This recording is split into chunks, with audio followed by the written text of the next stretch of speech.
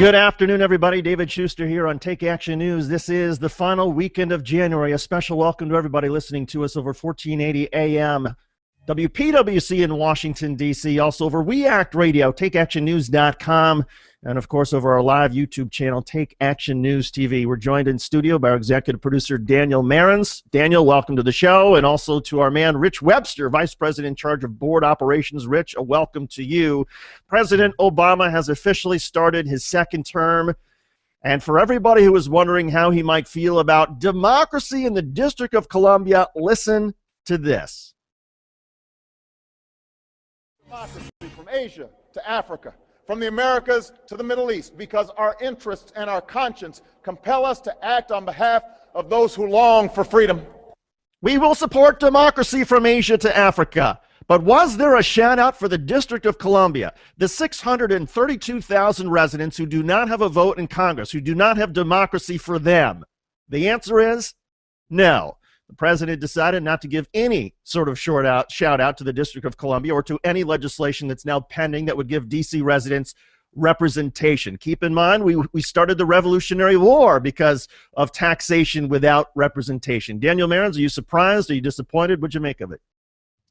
Well, sadly, David, I'm not surprised at all because no president in United States history, to my knowledge, has used the inaugural address to speak to the issue of the lack of democracy for the District of Columbia.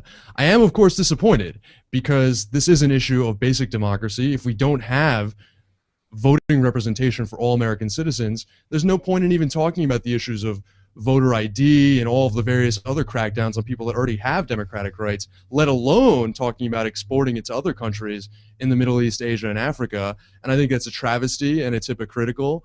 And this president, I think that he should know better. But I do believe that President Obama, if any president would be capable and willing to do it, he would. It is important to give credit where credit is due. President Obama has taken some symbolic steps, such as he recently announced that he was putting the taxation without representation license plates on the presidential motorcade and on all of the vehicles used by the White House. That's a nice gesture, and it's certainly better after George Bush refused to do it, but we need more than that. We need substance. Yeah, I had one of my colleagues on the air point that out and say, oh, we should give him some credit. And yes, license plates are nice, but it seems that in a speech where the president was so courageous, and we're going to talk about that in a couple of minutes when our syndicated stations join us, he was so courageous on climate change and on gay rights, and he went where no president has gone before, that if you're going to go for it, why not go for it with the District of Columbia? I mean, the president has already signaled that he supports some level of democracy, some representation for D.C. Why not say that the citizens of D.C. who represent, have a greater population than 2 states, have more gross domestic product than 20 states, who contribute more federal tax revenue than 29 states, they ought to have representation in this building behind me. He might have gotten some criticism from people saying, uh-oh, Obama's really going off the reservation now, but so what? Democrats would have loved it. The president's already getting hammered for what he said about global warming and for about gay rights, so why not do something to sort of say, okay, I'm saying that D.C. residents, they should have representation. Statehood, well, maybe that's another issue, but they should have a vote in Congress. It just seems to me like it wouldn't have been that controversial.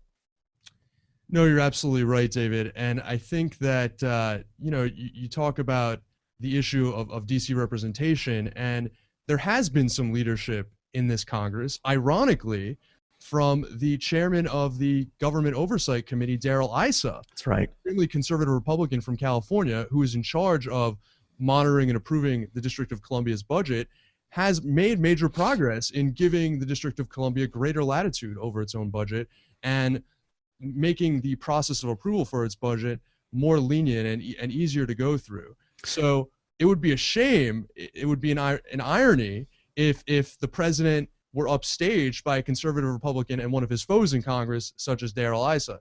I would just add one thing, though, David. It's not all on the president. And right. We had Congresswoman Eleanor Holmes Norton on the show, and what did she tell us? She told us that all of politics is activism. And this is not an issue that progressives, in particular, have made a priority nationwide. And if we organize and we agitate and make politicians do it, that's when we can hope to move the dial. Absolutely. And the fact of the matter is, look, a lot of people around this country are not familiar with the situation in D.C., and that is, a lot of people think, oh, well, D.C., they must have voting representation, right? Well, no, they don't. And the fact of the matter is, it's not just representation, but as you pointed out, autonomy, that D.C. budgets have to be reviewed and approved by Congress. So that, for example, a few years ago when D.C. was passing out had a free needle exchange to try to reduce the rate of AIDS among activists, Congress said, no, we're not going to fund that.